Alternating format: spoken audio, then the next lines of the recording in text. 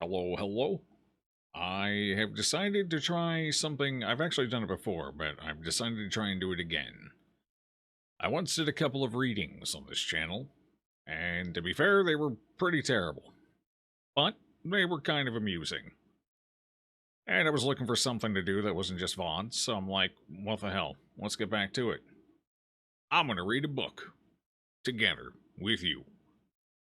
And of course, things being what they are, I chose something from H.P. Lovecraft. Now, I don't know exactly what kind of quality this is going to turn out as, but it could be fun either way. So I figured, why not? Let's do it. So, buckle up, grab a blankie, maybe some popcorn, a drink for sure. Don't want to get parched mid reading. And let's do this. At the Mountains of Madness by Howard Phillips Lovecraft. Chapter 1.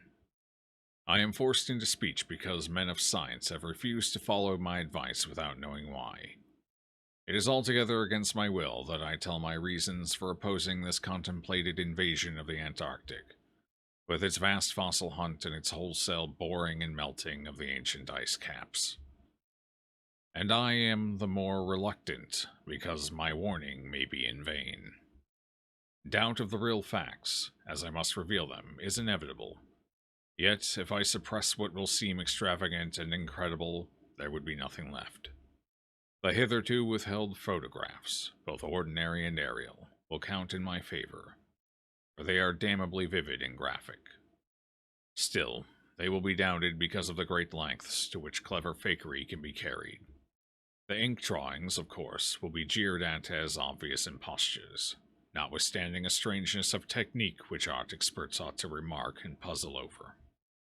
In the end, I must rely on the judgment and standing of the few scientific leaders who have, on the one hand, sufficient independence of thought to weigh my data on its own hideously convincing merits, or in the light of certain primordial and highly baffling myth cycles. And on the other hand, sufficient influence to deter the exploring world in general from any rash and overambitious program in the region of those mountains of madness. It is an unfortunate fact that relatively obscure men like myself and my associates, connected only with a small university, have little chance of making an impression where matters of a wildly bizarre or highly controversial nature are concerned. It is further against us that we are not, in the strictest sense, specialists in the fields which came primarily to be concerned. As a geologist, my object in leading the Miskatonic University expedition was wholly that of securing deep-level specimens of rock and soil from various parts of the Antarctic continent, aided by the remarkable drill devised by Professor Frank H. Peabody of our engineering department. I had no wish to be a pioneer in any other field than this, but I did hope that the use of this new mechanical appliance at different points along previously explored paths would bring to light materials of a sort hitherto unreached by the ordinary methods of collection.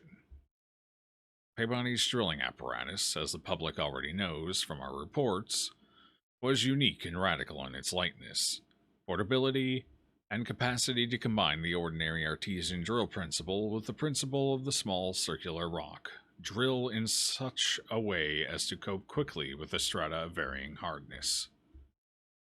Steel head, jointed rods, gasoline motor, collapsible wooden derrick, dynamiting paraphernalia, cording, rubbish removal auger, and sectional piping for bores 5 inches wide and up to 1,000 feet deep all formed, with needed accessories. No greater load than 3 7-dog sleds could carry. This was made possible by the clever aluminum alloy of which most of the metal objects were fashioned. 4 large Dornier aeroplanes, designed especially for the tremendous altitude flying necessary on the Antarctic plateau, and with added fuel warming and quick starting devices worked out by Peabody, could transport our entire expedition from a base at the edge of the Great Ice Barrier to various suitable inland points. And from these points a sufficient quota of dogs would serve us.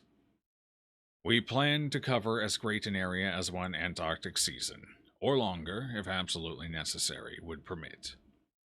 operating mostly in the mountain ranges and on the plateau south of Ross Sea. Regions explored in varying degree by Shackleton, Amundsen, Scott, and Bird, with frequent changes of camp made by aeroplane and involving distances great enough to be of geological significance. We expected to unearth a quite unprecedented amount of material, especially in the Precambrian strata, of which so narrow a range of Antarctic specimens had previously been secured. We wished also to obtain as great as possible a variety of the upper fossiliferous rocks, since the primal life history of this bleak realm of ice and death is of the highest importance to our knowledge of the Earth's past.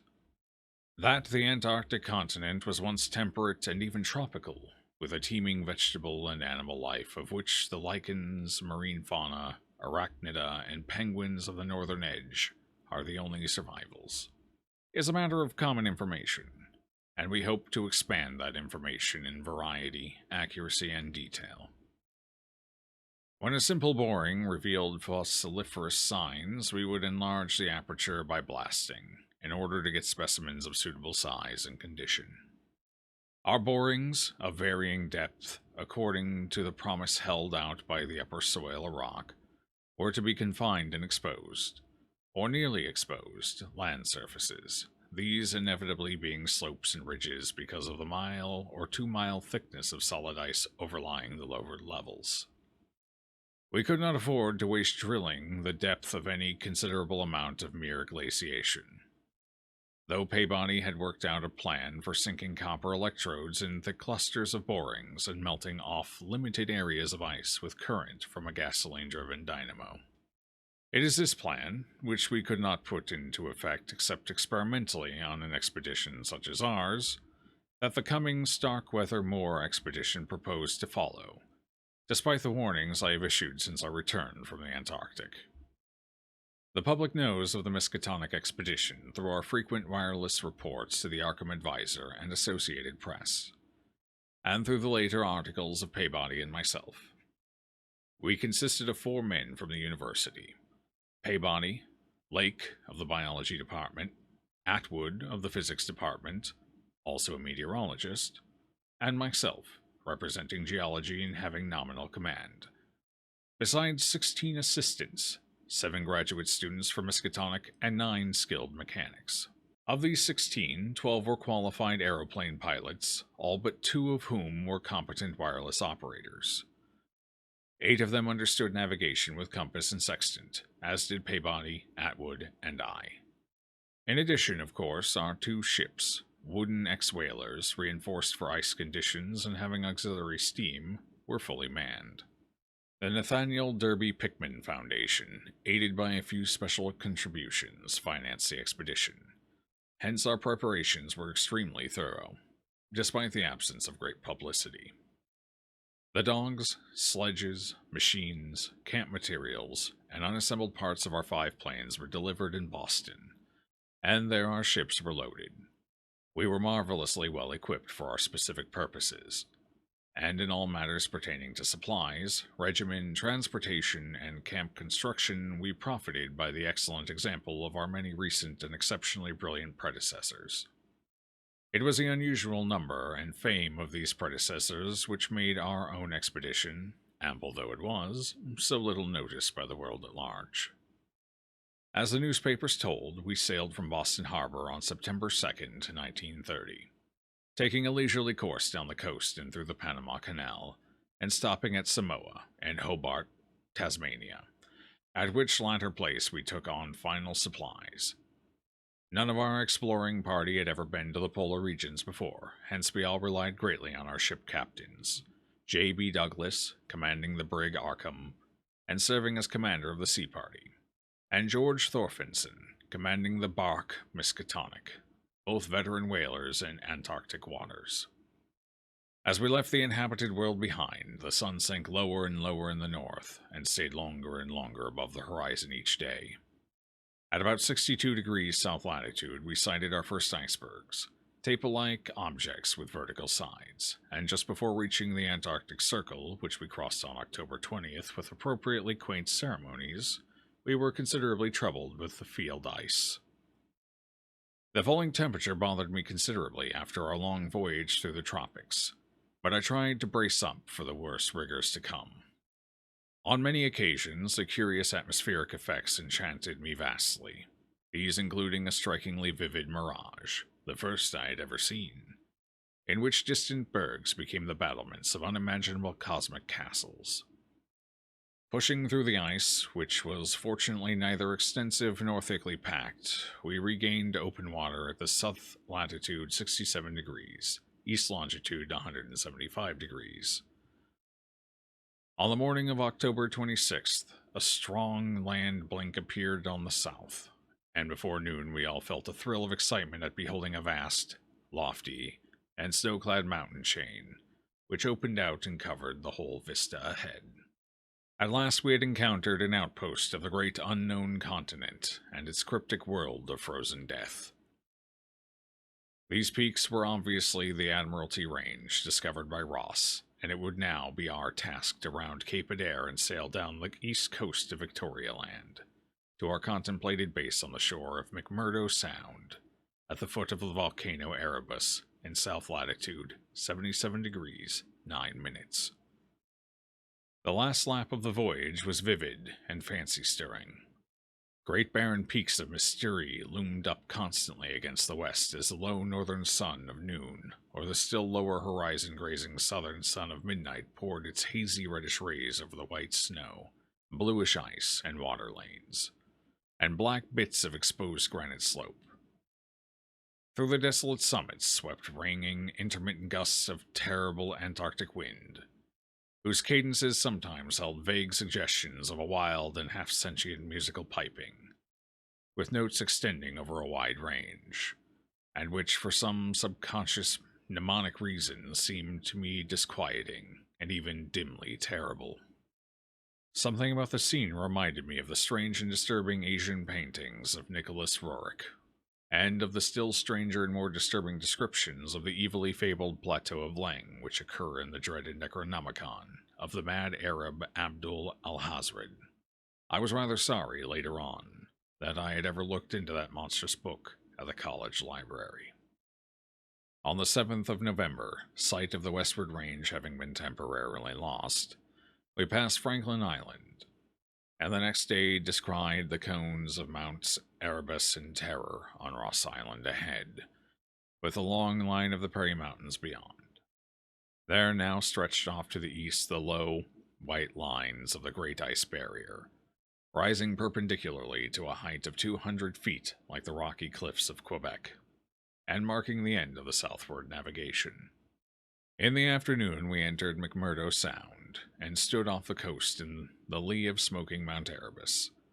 The Skoriac Peak towered up some 12,700 feet against the eastern sky, like a Japanese print of the sacred Fujiyama, while beyond it rose the white ghost-like height of Mount Terror, 10,900 feet in altitude, and now extinct as a volcano. Puffs of smoke from Erebus came intermittently, and one of the graduate assistants, a brilliant young fellow named Danforth, pointed out what looked like lava on the snowy slope, remarking that this mountain, discovered in 1840, had undoubtedly been the source of Poe's Image when he wrote 7 years later. The lavas that restlessly roll their sulphurous currents down Yanik, in the ultimate climes of the pole, that groan as they roll down Mount Yanik, in the realms of the boreal pole. Danforth was a great reader of bizarre material, and had talked a good deal of Poe. I was interested myself because of the Antarctic scene of Poe's only long story, the disturbing and enigmatical Arthur Gordon Pym. On the barren shore, and on the lofty ice barrier in the background, myriads of grotesque penguins squawked and flapped their fins, while many fat seals were visible on the water, swimming or sprawling across large cakes of slowly drifting ice. Using small boats, we effected a difficult landing on Ross Island shortly after midnight on the morning of the 9th, carrying a line of cable from each of the ships and preparing to unload supplies by means of breeches buoy arrangement. Our sensations on first treading Antarctic soil were poignant and complex. even though at this particular point the Scott and Shackleton expeditions had preceded us. Our camp on the frozen shore below the volcano slope is only a provisional one, headquarters being kept aboard the Arkham. We landed all our drilling apparatus, dogs, sledges, tents, provisions, gasoline tanks, experimental ice melting outfit, cameras, both ordinary and aerial, aeroplane parts, and other accessories, including 3 small portable wireless outfits, besides those in the planes, capable of communicating with the Arkham's large outfit from any part of the Antarctic continent that we would be likely to visit. The ship's outfit, communicating with the outside world, was to convey press reports to the Arkham Advertiser's powerful wireless station on Kingsport Head, Massachusetts. We hoped to complete our work during a single Antarctic summer, but if this proved impossible, we would winter on the Arkham, sending the Miskatonic north before the freezing of the ice for another summer's supplies. I need not repeat what the newspapers have already published about our early work, of our ascent of Mount Erebus, our successful mineral borings at several points on Ross Island, and the singular speed with which Peabody's apparatus accomplished them, even through solid rock layers. Our provisional tests of the small ice-melting equipment, our perilous ascent of the Great Barrier with sledges and supplies, and our final assembling of 5 huge aeroplanes of the camp atop the barrier. The health of our land party, 20 men and 55 Alaskan sledge dogs, was remarkable, though of course we had so far encountered no really destructive temperatures or windstorms. For the most part, the thermometer varied between 0 and 20 or 25 degrees above, and our experience with New England winters had accustomed us to the rigors of this sort. The barrier camp was semi-permanent and destined to be a storage cache for gasoline, provisions, dynamite, and other supplies. Only 4 of our planes were needed to carry the actual exploring material, the 5th being left with a pilot and 2 men from the ships at the storage cache to form a means of reaching us from the Arkham in case all of our exploring planes were lost. Later, when not using all the other planes for moving apparatus, we would employ 1 or 2 in a shuttle transportation service between this cache and another permanent base on the Great Plateau, from 600 to 700 miles southward, beyond Beardmore Glacier. Despite the almost unanimous accounts of appalling winds and tempests that pour down from the plateau, we determined to dispense with intermediate bases, taking our chances in the interest of economy and probable efficiency. Wireless reports have spoken of the breathtaking 4-hour non-stop flight of our squadron on November 21st over the lofty shelf ice, with vast peaks rising on the west, and the unfathomed silences echoing to the sound of our engines. Wind troubled us only moderately, and our radio compasses helped us through the one opaque fog we encountered. When the vast rise loomed ahead between latitudes 83 degrees and 84 degrees, we knew we had reached Beardmore Glacier, the largest valley glacier in the world, and that the frozen sea was now giving place to a frowning and mountainous coastline. At last we were truly entering the white, aeon-dead world of the ultimate south. Even as we realized it, we saw the peak of Mount Nansen in the eastern distance, towering up to its height of almost 15,000 feet. The successful establishment of the southern base above the glacier in latitude 86 degrees 7 minutes, east longitude 174 degrees 23 minutes, and the phenomenally rapid and effective borings and blastings made at various points reached by our sledge trips and short aeroplane flights are matters of history, as is the arduous and triumphant ascent of Mount Nansen by Peabody and 2 of the graduate students, Gedney and Carroll, on December 13th through 15th. We were some 8,500 feet above sea level, and when experimental drillings revealed solid ground only 12 feet down through the snow and ice at certain points, we made considerable use of the small melting apparatus and sunk bores and performed dynamiting at many places where no previous explorer had ever thought of securing mineral specimens. The Precambrian granites and Beacon sandstones thus obtained confirmed our belief that this plateau was homogeneous, with a great bulk of the continent to the west, but somewhat different from the parts lying eastward below South America. which we then thought to form a separate and smaller continent divided from the larger one by a frozen junction of Ross and Weddell seas, though Baird has since disproved the hypothesis.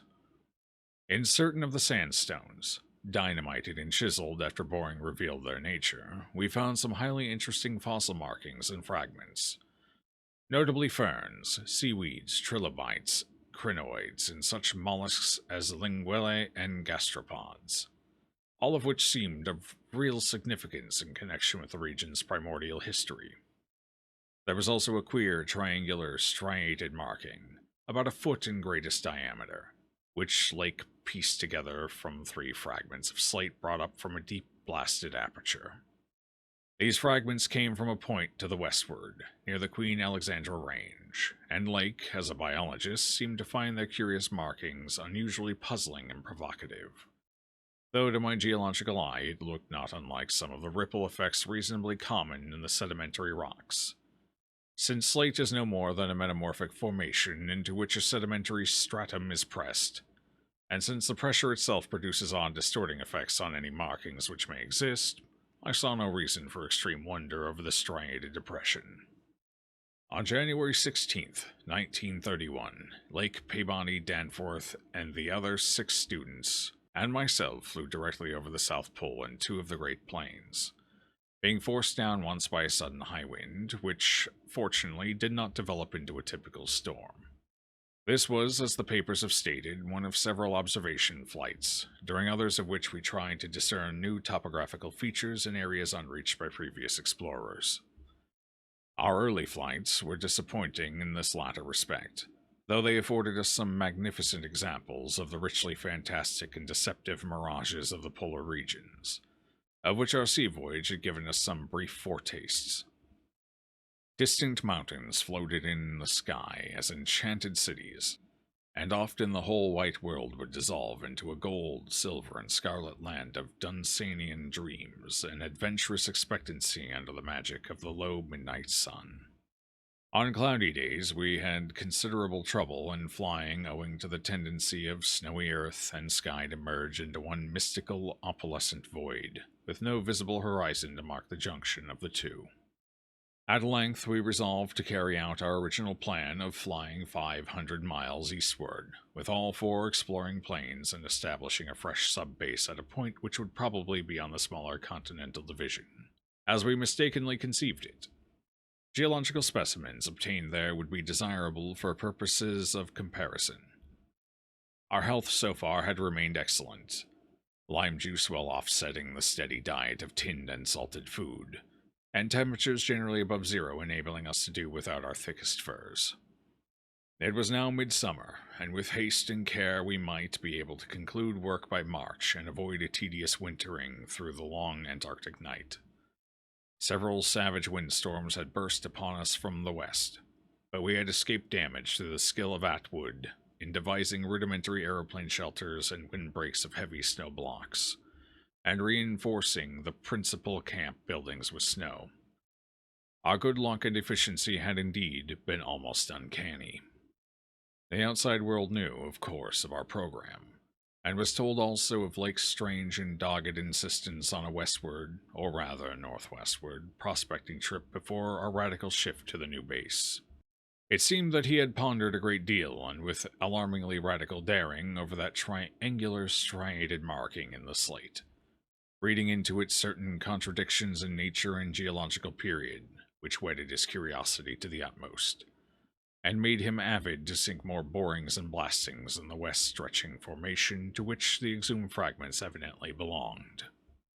He was strangely convinced that the marking was the print of some bulky, unknown, and radically unclassifiable organism of considerably advanced evolution, notwithstanding that the rock which bore it was of so vastly ancient a date, Cambrian, if not actually Precambrian, as to preclude the probable existence not only of all highly evolved life, but of any life at all above the unicellular or at most the trilobite stage. These fragments, with their odd marking, must have been 500 million to 1,000 million years old. End Chapter 1. Well, that's it for this one. The first chapter's out of the way. If this receives well enough, or hell, maybe even if it doesn't, I think I will probably continue on with Chapter 2 through, I think it's 11 chapters, I believe? At 10, 11, somewhere in that ballpark. But that will be it for this video. Thank you for hanging out. Thank you for giving a listen. And I certainly don't mind some critique in the comments below. It certainly helps to learn on how to improve, or at the very least, make the first steps towards improvement. It's a learning process. But that's it for this video. Catch you next time. Peace.